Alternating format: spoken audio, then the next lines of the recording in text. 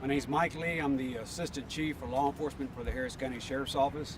And with me tonight out here we have Major Coolman over our Criminal Investigations Division and members of our Homicide Division. About 6 o'clock this evening, our deputies from our Violent Criminal Warrant Squad had been conducting surveillance and on a suspect from the Cracker Barrel shooting that happened Saturday morning. They had been conducting surveillance pretty much all day today, and they had observed the suspect leave a location just south of where we're standing, watched him walk down the roadway and got out of their vehicles to approach him on foot, called him by name. He began running from them, and as they were chasing him, he made some gestures as if he's pointing a weapon at them. And at that time, our deputies opened fire, discharging our firearms multiple times, striking the suspect. The suspect was transported to Kingwood Hospital, where he was pronounced deceased. This suspect, as I mentioned, and Sergeant Wolford here from our Homicide Division will go into more detail. He is a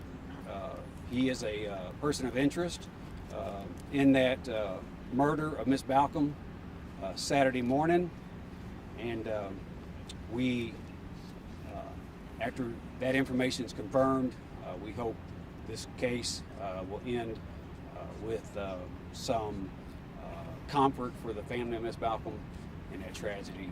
So right now I'm going to turn it over to Sergeant Wolford for additional details. Yeah, Sergeant Dennis Wolford, W-O-L-F-F-O-R-D. The constables obviously responded to the murder at the Cracker Barrel restaurant on Saturday morning. Harris County Homicide and Crime Scene Unit responded and began the investigation into that. During the course of that investigation, the Dodge Charger that was put out on the news was located, as well as some people that were associated with that vehicle. Some people were brought in, interviews were conducted, and we were able to identify who we believe were the shooter, which is going to be the person that was shot by our deputies today. We were still in the process of corroborating a lot of the information that we received from witnesses. We did find out that the suspect had 2 open felony warrants, one of them being for aggravated assault, family violence. We believed him to be armed and dangerous, so while we continued our investigation, we contacted our Warrants Division and asked them to try to attempt to locate the suspect and take him into custody for the 2 felony warrants that he already had that were unrelated to the capital murder.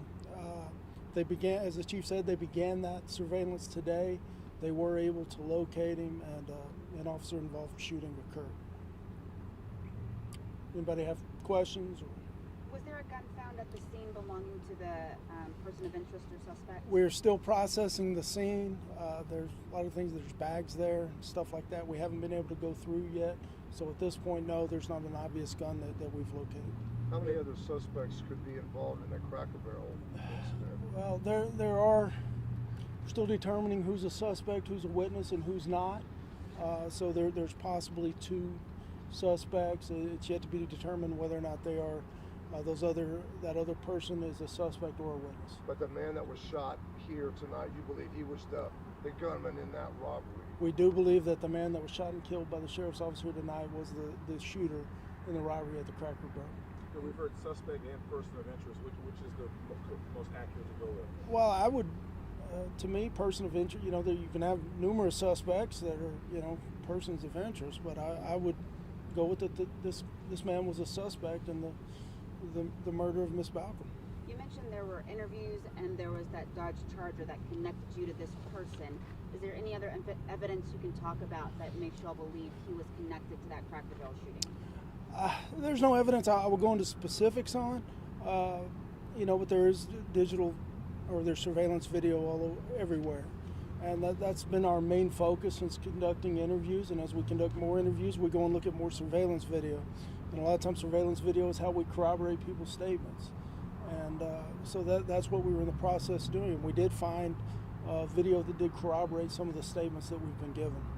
So was he alone this evening, or was there somebody else with him? He was alone this evening on foot. So do you have a lead on the other person of interest? Or Yes, we do. We do know, we believe everybody that was present at the scene of the murder of Miss Balcom has been identified and have talked to the police. Was Do you- it two, do you did think two that deputies open fire? Yes, right now that's what we believe, is that 2 officers discharged their weapons during this incident. And do you think they could be connected to some other robberies as well? That is something that we're looking into for sure. Our suspect does have a lengthy criminal history. He was out on bond on a misdemeanor terroristic threat, as well as the 2 open felony warrants that he hadn't been to court yet for. He had been to TDC. I'm not sure what he was in TDC for at this point, but you know, we will look at him for other robberies. We'll get with our robbery division, City of Houston, and other municipalities around, and determine whether he could be the suspect in other robberies. First day of surveillance, you guys found him.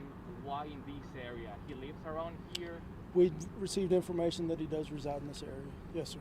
Have you released the name of the suspect? No, sir, and we will not until he is positively identified by the Harris County Institute of Forensic Sciences.